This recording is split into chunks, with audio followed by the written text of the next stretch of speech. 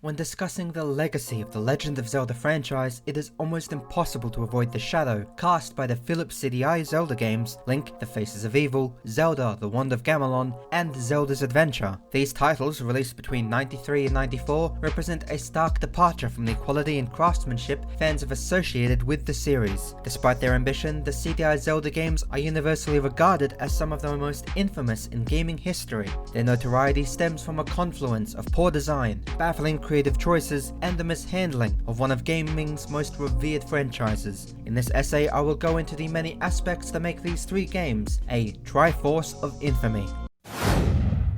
The origins of the Philips CDI Zelda games are deeply intertwined with the failed collaboration between Nintendo and Sony during the early 90s. Nintendo originally sought Sony's help to create a CD-based add-on for the Super Nintendo Entertainment System. However, when their negotiations fell apart, Nintendo instead turned to Philips, entering into a license agreement that would have far-reaching consequences. As part of this deal, Philips gained limited rights to Nintendo's intellectual properties, allowing the company to create games using beloved characters like Link and Zelda.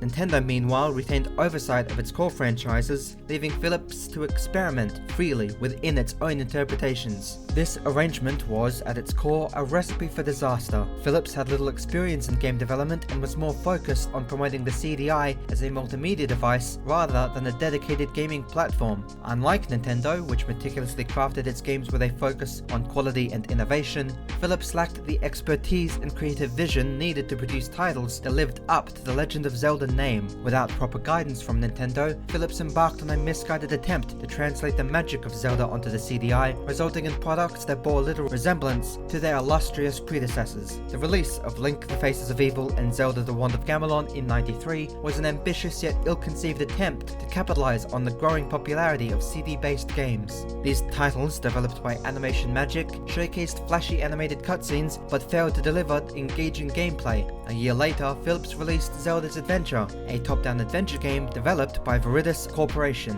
While ostensibly a return to the classic Zelda formula, Zelda's Adventure was plagued by technical issues and uninspiring design. Together, these games highlighted the dangers of prioritizing novelty over substance. The misguided origins of the CDI Zelda games set the stage for their infamous reception. What began as an opportunity to expand the Zelda universe ultimately became a cautionary tale about the risks of outsourcing beloved franchises to inexperienced developers. The lack of Nintendo's direct involvement was a critical misstep, as it left Philips to interpret the series without guidance or expertise needed to maintain such a legendary legacy.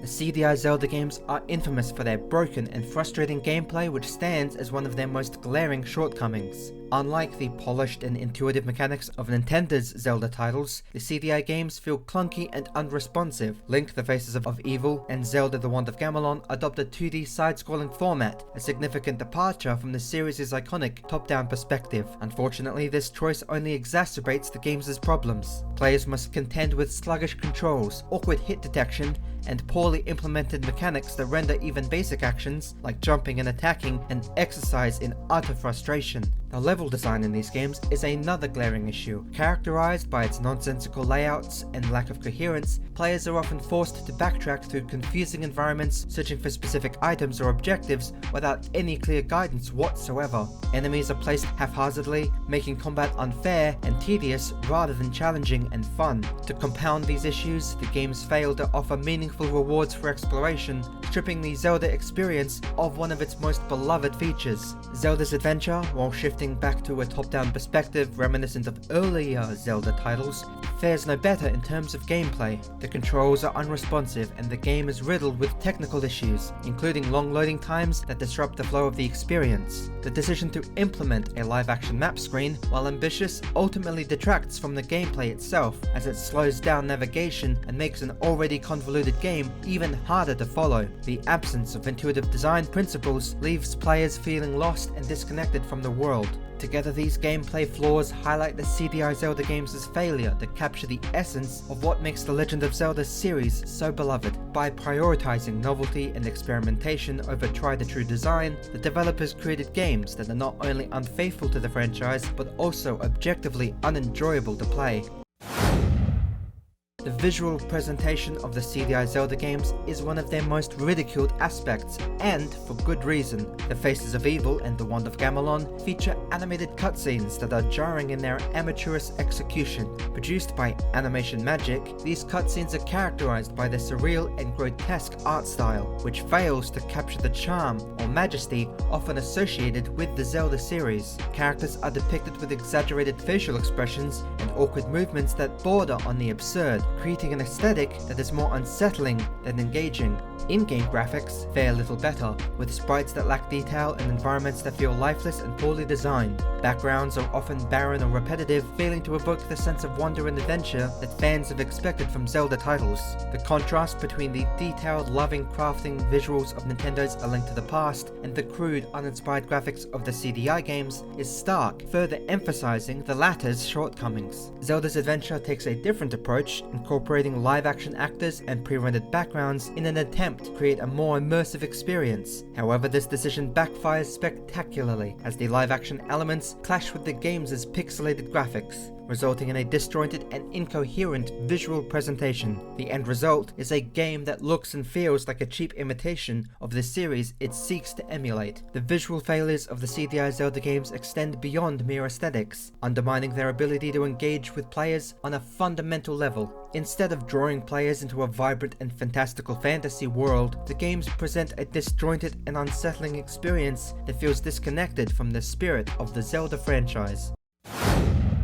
The voice acting and dialogue in the CDI Zelda games are infamous in their own right, often regarded as some of the most unintentionally comedic in gaming history. Unlike the silent protagonists and subtle storytelling of traditional Zelda titles, the CDI games bombard players with awkwardly written lines delivered in stilted, over-the-top performances. Lines like, "I can't wait to bomb some Dodongos" from The Faces of Evil, or "Squidala, we're off" from The Wand of Gamelon have become iconic for all the wrong reasons, their absurdity turning them into memes long after the game's release. The voice acting in these games is characterized by a lack of professionalism, with actors delivering their lines with either too much or too little enthusiasm. Characters are often portrayed in exaggerated tones that clash with the serious or adventurous atmosphere the games are attempting to establish. This inconsistency is especially jarring when compared to silent yet expressive storytelling of earlier Zelda games, where emotions were conveyed through music and gameplay rather than awkward and stilted dialogue. Adding to the problem is the sheer nonsensical nature of the scripts. Dialogue is frequently incoherent, jumping from one unrelated topic to another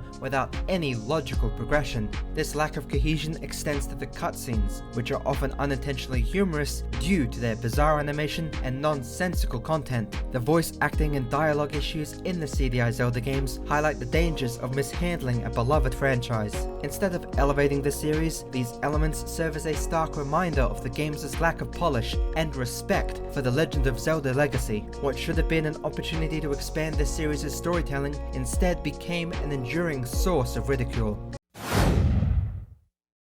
The storytelling in the Philips CDI Zelda games is an incoherent mess to say the least, failing to capture the epic and adventurous spirit that defines the franchise. In The Faces of Evil and The Wand of Gamelon, the plots are simplistic to the point of absurdity, often feeling like hastily conceived afterthoughts rather than integral components of the gaming experience. Players are thrust into narratives that lack depth, context, or meaningful stakes, making it nearly impossible to become invested in the characters or their quests. Unlike the nuanced storytelling found in games like A Link to the Past, the CDI entries rely on contrived setups and poorly explained motivations to drive the plot forward. In The Faces of Evil, the story revolves around Link traveling to the titular land of Korodai to defeat Ganon and rescue a collection of kidnapped residents. Meanwhile, The Wand of Gamelon shifts their focus to Princess Zelda, who ventures to Gamelon to save her father, King Harkinian, and confront Ganon. While these premises may seem serviceable on paper, the execution is severely lacking, if it is there at all. Critical plot points are glossed over, character arcs are non-existent, and the dialogue is riddled with nonsensical lines that fail to develop the story or provide even the smallest amount of emotional resonance. The narrative progression is choppy at best, leaving players confused and disengaged. Zelda's adventure attempts to distinguish itself with a more traditional Zelda-style story, featuring Zelda herself as the protagonist in a quest to achieve the Celestial Signs and once again defeat Ganondorf. However, this narrative ambition is undermined by even more poorer execution. The story is conveyed through live-action cutscenes featuring wooden performances and an inconsistent tone. The actors fail to embody the characters with any degree of authenticity or talent, and the story's pacing is disrupted by long loading times and technical limitations. Instead of enhancing the experience, the storytelling elements feel like unwelcome interruptions to an already frustrating game. What makes the storytelling missteps so egregious is the complete disregard for this legendary legacy. Where Nintendo's titles excel in crafting epic tales of heroism, discovery, and emotional depth, the CDI games reduce the narrative to a series of disjointed tasks and baffling interactions. The result is a set of games that not only fail to live up to the legendary Zelda name, but actively tarnish its reputation. The Philips CDI Zelda games have earned their place as some of the most infamous titles in gaming history, their failures serving as a cautionary tale for developers and publishers alike. What was intended to be an ambitious expansion of the series instead became a lasting reminder of the risks of mishandling such beloved intellectual properties. One of the most significant aspects of the Zelda CDI games' legacy is their role as a source of ridicule within the world of gaming. While this newfound attention had given the game a certain level of notoriety, it has also cemented their reputation as prime examples of what not to do when adapting a successful and much beloved franchise. For many, including myself, the CDI Zelda games are synonymous with poor quality and beyond squandered potential. For fans of the Legend of Zelda series, the CDI games represent a dark chapter in an otherwise illustrious history. While the mainline games have continued to evolve and innovate, pushing the boundaries of what video games can achieve, the CDI entries remain an embarrassing footnote. Whether as cautionary tales or objects of morbid curiosity, the Philips CDI Zelda games have secured their place in the annals of video game history. The Philips CDI Zelda games are a striking example of what happens when beloved franchises are mishandled. From baffling animations and clunky controls to incoherent storytelling and uninspired sound design, these games have failed and will continue to fail to live up to the high standards set by the Legend of Zelda series. Their infamy is not only a testament to their shortcomings, but also a reminder the care and precision required to handle such iconic properties. Despite their notoriety, however, the CDI games have found an odd place in gaming history, serving as a cautionary tale and a source of ironic humor for fans and critics alike. For better or worse, the CDI Zelda games stand as a triforce of disaster that continues to intrigue, amuse, and bewilder gaming enthusiasts the world over.